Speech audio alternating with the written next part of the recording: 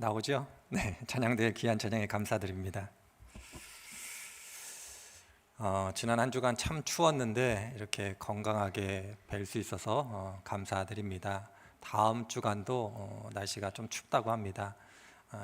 지난 주간, 다음 주간 아마 지내면 올겨울 추위는 다 지나지 않을까. 춥겠지만 가장 추운 날들은 지나지 않을까 그렇게 예상이 들어집니다. 다음 주도 건강하게 그렇게 한 주간 잘 보내시도록 기도하겠습니다. 그리고 우리 영상으로 예배에 참여하시는 우리 성도님들도 건강하게 올 겨울 잘 지내실 수 있도록 우리 교역자들과 성도님들이 함께 기도하도록 하겠습니다. 믿음이란 무엇입니까? 라는 물음은 2000년 교회 역사 속에서 지속돼 왔습니다. 잘 아시는 대로 시대에 따라, 그리고 신앙 전통에 따라, 그리고 사람에 따라 그 대답은 다양했음을 보게 됩니다.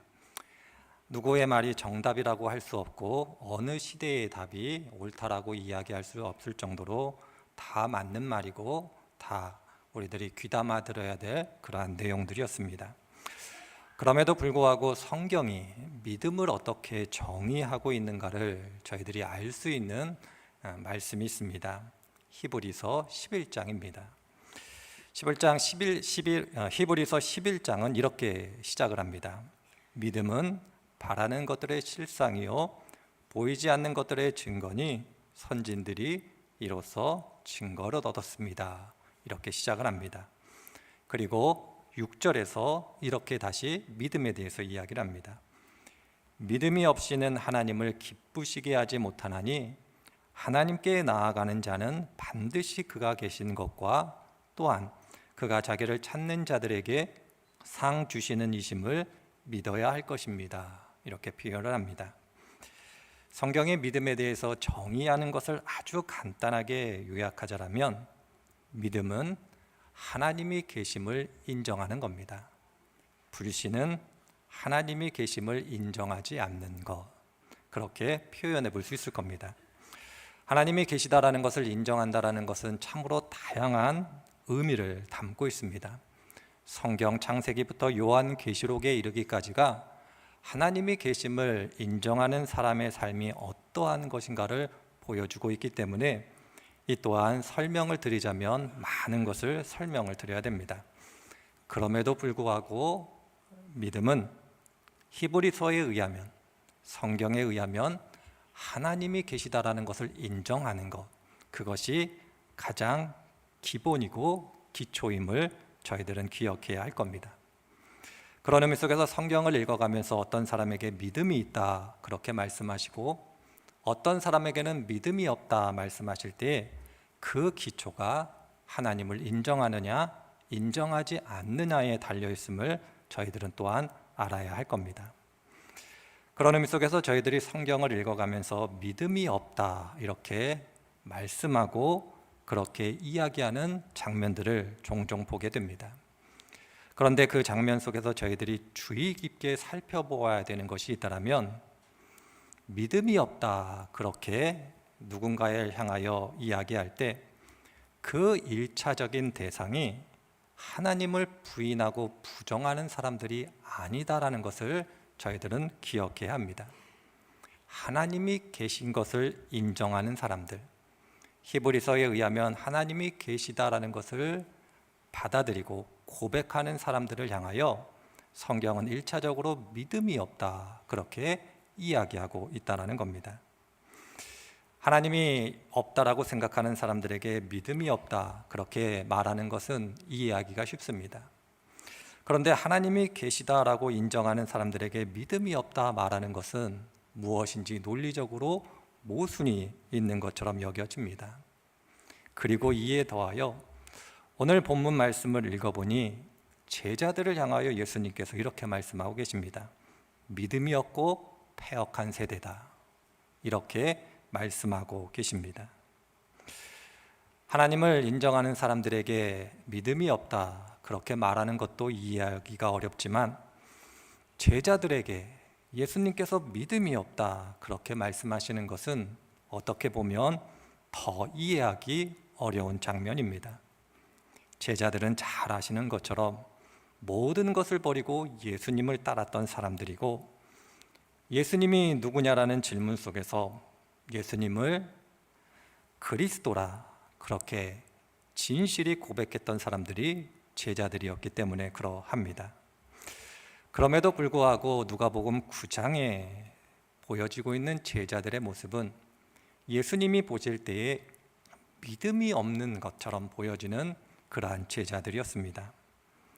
그렇기 때문에 저희들은 어떤 의미에서 어떤 모습이 예수님으로 하여금 제자들을 향하여 믿음이 없다 그렇게 말씀하게 됐는지 그 의미를 생각해 보아야 할 겁니다. 믿음이 있지만 믿음이 없다 그렇게 예수님께서 말씀하실 수 있다는 것을 저희들 기억할 때 제자들이 어떤 모습을 예수님께 보여주었기 때문에 그들이 믿음이 있는 사람이었음에도 불구하고 믿음이 없다 그렇게 나무라고 계시는지 저희들이 진지하게 고민해 봐야 할 겁니다. 이러한 고민을 가지고 있는 저희들이 예수님의 말씀을 이해하기 위해서는 무엇보다도 하나님께서 창조하신 아담과 하와가 타락하기 전에 머물렀던 에덴 동산의 삶을 먼저 생각해 보아야 합니다. 에덴 동산에서 어떻게 아담과 하와가 지냈는가를 보면 예수님께서 제자들을 향하여 왜 믿음이 없다 그렇게 말씀하시는지 그 이유를 발견할 수 있기 때문에 그러합니다. 창세기를 읽어보면 에덴 동산 중앙에 나무가 있었습니다. 어떤 나무가 떠오르십니까?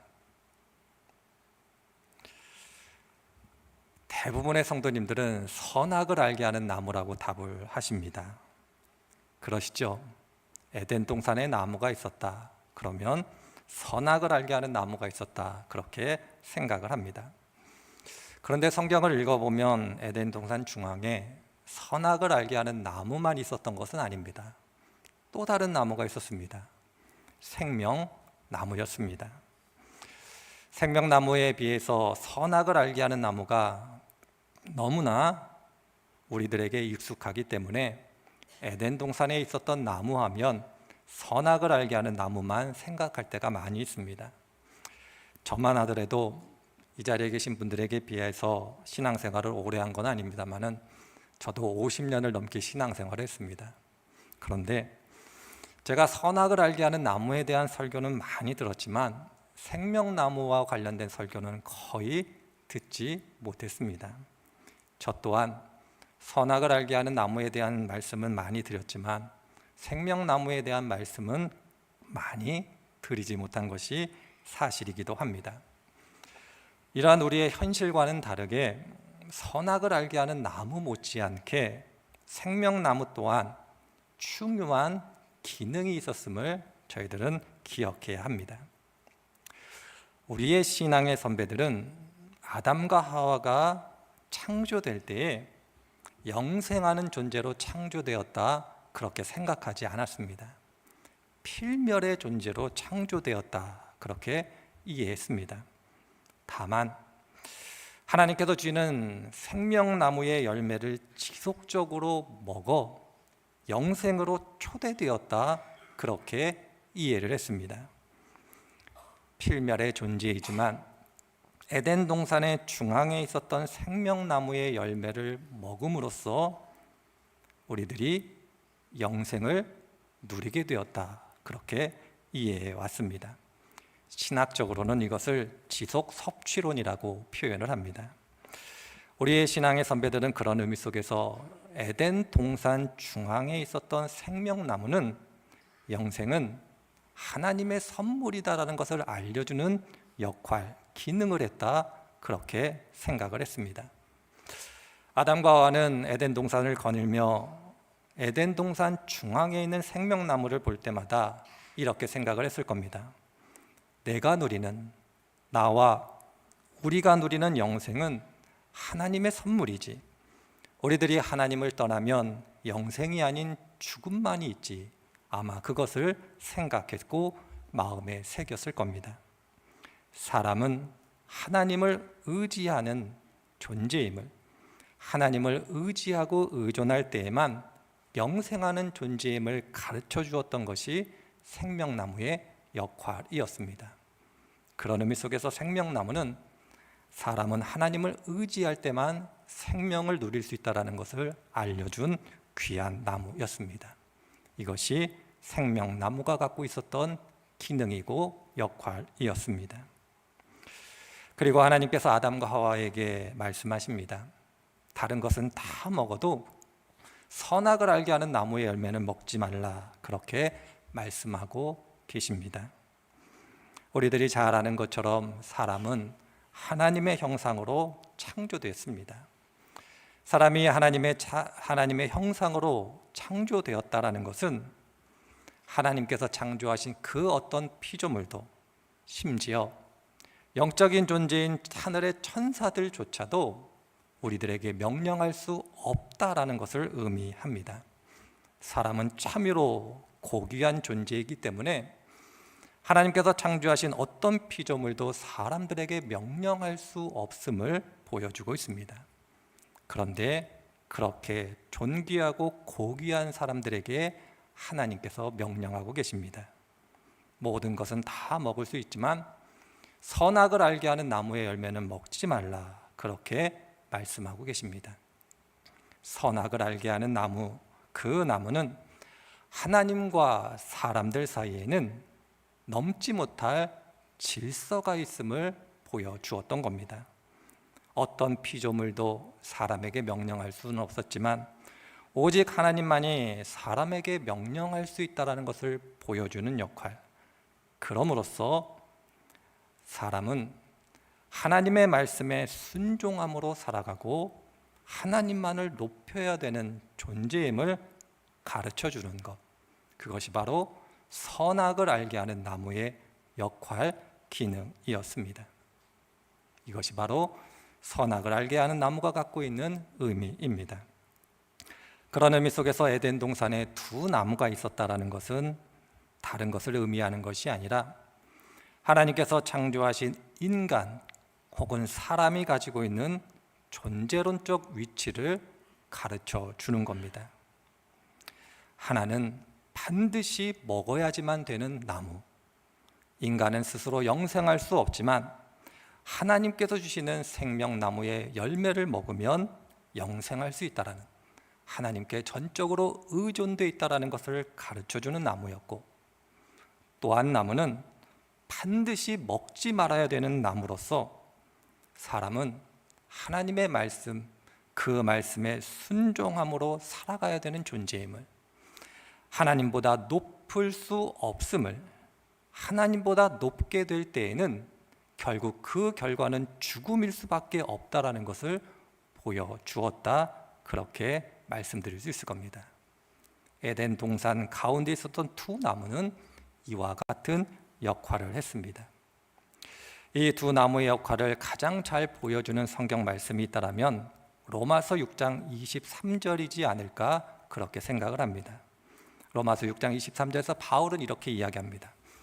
죄의 싹은 사망이요 하나님의 은사는 그리스도 예수 우리 주 안에 있는 영생입니다, 이렇게 표현하고 있습니다. 선악을 알게 하는 나무를 먹게 되면 죽음이 있을 것이고 생명나무의 열매를 먹게 되면 영생이 있을 것이다. 그 말씀, 그 의미를 로마서 6장 23절이 잘 설명해 내고 있습니다. 그리고 하나님은 에덴 동산에 있는 두 나무를 통해서 아담과 하와가 실제적으로 배우기를 원했던 것은 단 한 가지입니다. 그것은 다른 것이 아니라 사람은 하나님의 형상이지 하나님이 될 수 없다라는 겁니다. 너희들이 하나님의 형상을 버리고 나처럼 하나님이 되지 말라, 이 한 가지를 배우기를 원하셨다, 그렇게 말씀드릴 수 있을 겁니다. 그런데 잘 아시는 것처럼 아담과 하와는 여기에서 실패하게 됩니다. 하나님의 형상을 버리고 하나님이 되려고 했던 사람들이 아담과 하와입니다. 두 나무를 통해서 하나님께서 눈으로 보여주셨음에도 불구하고 아담과 하와는 실패하게 됩니다. 히브리서에서 믿음은 하나님이 계심을 인정하는 것이다, 이렇게 이야기하고 있습니다. 창세기로 바꾸자면 하나님이 계심을 인정하는 것은 아담과 하와가 배워야 됐던, 인간은, 사람은 하나님의 형상이지 하나님이 아니다라는 것을 삶으로 실천해내는 것, 그것이 바로 히브리서가 이야기하는 바 하나님이 계심을 인정하는 것이다, 이렇게 말씀드릴 수 있을 겁니다. 그런데 오늘 누가복음 9장을 보니 제자들이 예수님께 책망을 받고 있습니다. 그리고 제자들이 예수님의 책망을 받은 이유가 아담과 하와가 실패한 그 실패를 반복하고 있기 때문에 그러합니다. 믿음에 있어서 실패한 것이고 하나님의 형상이지만 그들이 하나님의 형상을 버리고 하나님이 되려 했기 때문에 예수님으로부터 책망을 받고 있습니다. 그리고 이 믿음의 실패는 항상 육체적인 모습과 영적인 모습으로 드러나게 됩니다. 이어지는 9장의 말씀이 이것을 우리들에게 잘 보여주고 있습니다. 9장 46절 48절을 보면 제자들이 서로 싸우고 있습니다. 그리고 그 싸우는 이유를 46절에 이렇게 소개하고 있습니다. 제자들 사이에 그들 가운데 누가 가장 큰 사람이냐 하는 문제로 다툼이 일어났다. 제자들이 서로 싸웁니다. 그 싸우게 된 이유는 다른 게 아닙니다. 누가 가장 큰 사람이냐, 이것을 가지고 싸우고 있습니다. 예수님은 자신의 소명을 마태복음 27장에서 우리들에게 이렇게 가르쳐주고 있습니다. 너희 중에 누구든지 으뜸이 되고자 하는 자는 너희의 종이 되어야 하리라. 인자가 온 것은 섬김을 받으려 함이 아니라 도리어 섬기려 하고 자기 목숨을 많은 사람의 대속물로 주려 함이다. 이렇게 말씀하고 계십니다. 예수님은 제자들과 함께 동행하시며 끝없이 이에 대해서 가르치셨고 너희들 또한 종이 되어 죽기까지 많은 사람을 섬겨야 된다 분명히 가르치셨을 겁니다. 그러나 제자들은 어느 순간 이 예수님의 가르침을 잊고 스스로 그리고 서로 싸우기 시작합니다. 예수님께서 반드시 이 땅 위에 예수님의 나라를 세울 것인데 그 나라에서 내가 어떤 위치에 있을까? 얼마나 높은 자리에 있을까? 이것을 놓고 서로 다툼을 벌이게 됩니다.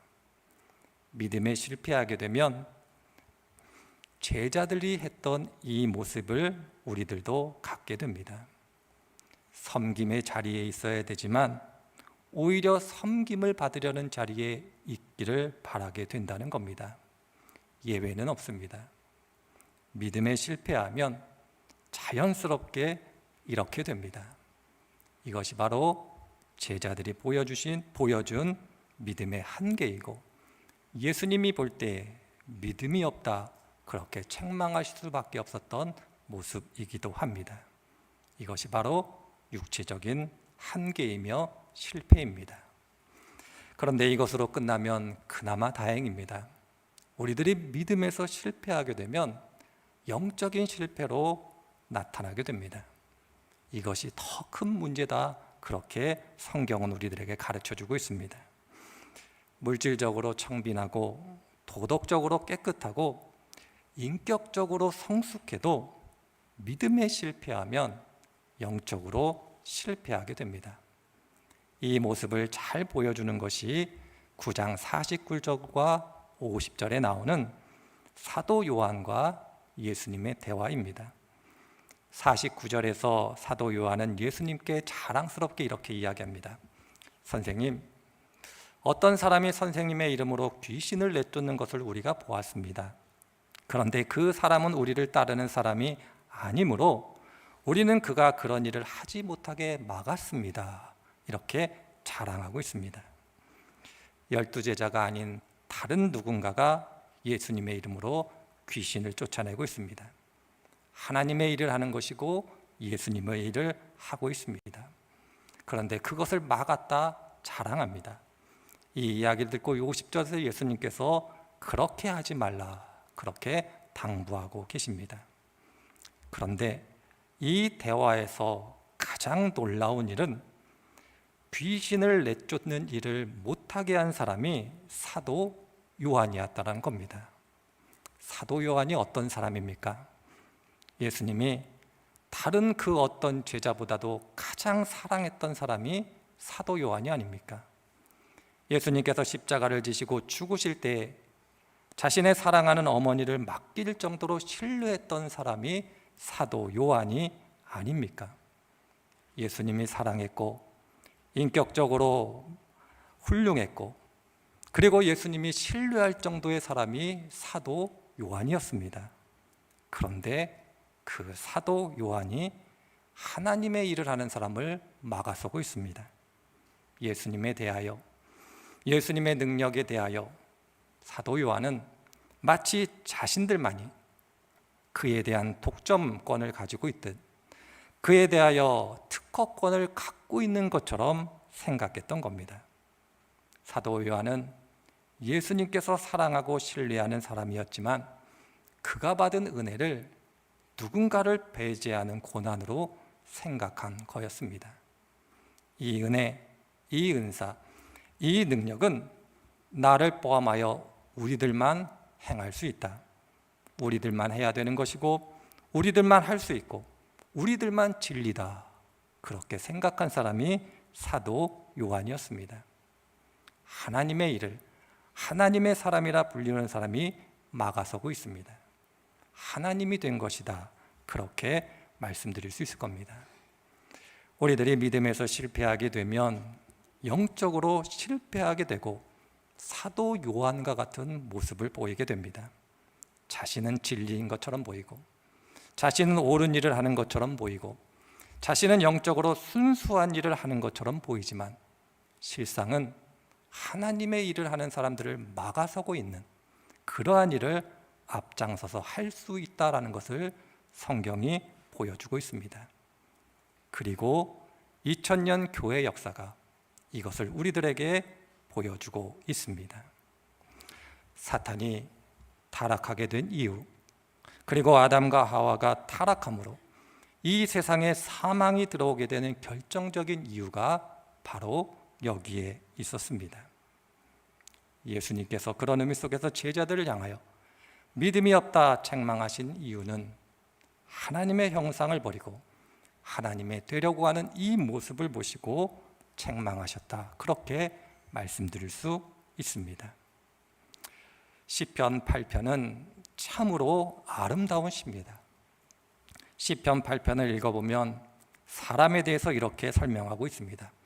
하나님보다 조금 못한 존재다. 하나님보다 조금 못한 존재이기 때문에 하늘의 천사들도 사람을 부러워한다. 그렇게 아름답게 사람에 대하여 설명하고 있습니다. 그런데 우리들이 시편 8편을 통해서 기억해야 될 것은 사람이 존귀하다는 것뿐만 아니라 사람은 하나님의 형상이지 하나님은 아니라는 겁니다. 하나님보다 조금 못한 그 존재가 사람입니다. 순도 100%와 순도 99.99%는 엄연히 다릅니다. 99.99%는 100%가 아닙니다. 웨슬리 목사님의 표현대로 얘기하자면 거의 가까운 것이지 전부는 아닙니다. 저희들이 믿음의 길을 걸어가며 조심하지 않으면 거의를 전부로 착각하게 됩니다. 그래서 믿음에서 실패하게 되고 믿음이 없는 자로 그렇게 살아갈 수 있음을 기억해야 합니다. 그리스도인으로서 하나님의 계심을 인정한다는 것은 다른 것이 아닙니다. 나는 하나님의 형상일 뿐 나는 하나님이 될 수 없다라는 것을 아는 것, 그래서 그 삶을 살아내는 것, 그것이 하나님이 계심을 인정하는 겁니다. 이런 사람은 내가 서야 할 자리가 어디인가를 분명히 압니다. 내가 서야 할 자리는 하나님과 세상 그 사이이고, 내가 해야 할 일은 하나님께 순종함으로 세상을 섬기는 것이다라는 것을 알아 실천하게 됩니다. 이것이 바로 믿음이요 믿음의 사람입니다. 하나님을 부정하는 불신도 문제이지만, 하나님을 믿는다 고백하지만 우리가 하나님의 자리에 서는 것도 큰 문제다라는 것을 기억해야 합니다. 제자들은 여기에 실패하여 모든 것을 버리고 예수님을 따랐음에도 불구하고 예수님께 책망을 듣고 있습니다. 어찌 보면 예수님께서 제자들을 통해서 우리들에게 미리 말씀해 주신 거다, 그렇게 생각이 들어집니다. 너희들도 일평생 믿음의 길을 걸어가며 제자들처럼 어느 순간 믿음이 없는 자로 그렇게 행동할 수 있다. 그러나 너희들이 다시금 너희들의 위치, 너희들의 자리, 너희들이 해야 될 일을 다시 한번 기억하고 마음에 새길 수 있다면 하나님을 기쁘시게 하는 믿음의 사람이 될 수 있다. 이것을 가르쳐주고 계시다 말씀드릴 수 있을 겁니다. 그래서 성경이 우리들에게 이렇게 이야기하는 겁니다. 너희는 믿음 안에 있는가? 너희 자신을 시험하고 너희 자신을 확증하라. 이렇게 권면하고 있는 이유가 여기에 있습니다. 우리는 날마다 우리가 믿음 안에 있는가 시험하고 확증해야 할 것입니다. 이 과정을 통해서 내가 어떤 존재인지를 기억하고 내가 어디에 있어야 되는 그 위치를 바르게 알므로써 그 자리에서 내가 해야 할 일을 함으로써 하나님께 영광을 올려드리는 그러한 믿음의 사람들이 되어져야 할 것입니다. 이를 위하여 하나님이 우리들에게 믿음을 주셨고, 이를 위하여 하나님께서 끝없이 우리들에게 깨닫게 하심을 기억하실 때 한 분 한 분들께서 하나님께서 주시는 믿음 안에서 바르게 하나님의 계심을 인정하는 그러한 믿음의 사람들이 되시기를 바랍니다. 하나님은 영광을 받으실 것이고, 여러분들을 통하여 많은 사람들이 하나님이 누군가를 알게 될 것입니다. 이 축복, 이 은혜를 따라 한 주간 살아가시는 복된 분들이 되시기를 주님의 이름으로 축원을 드립니다.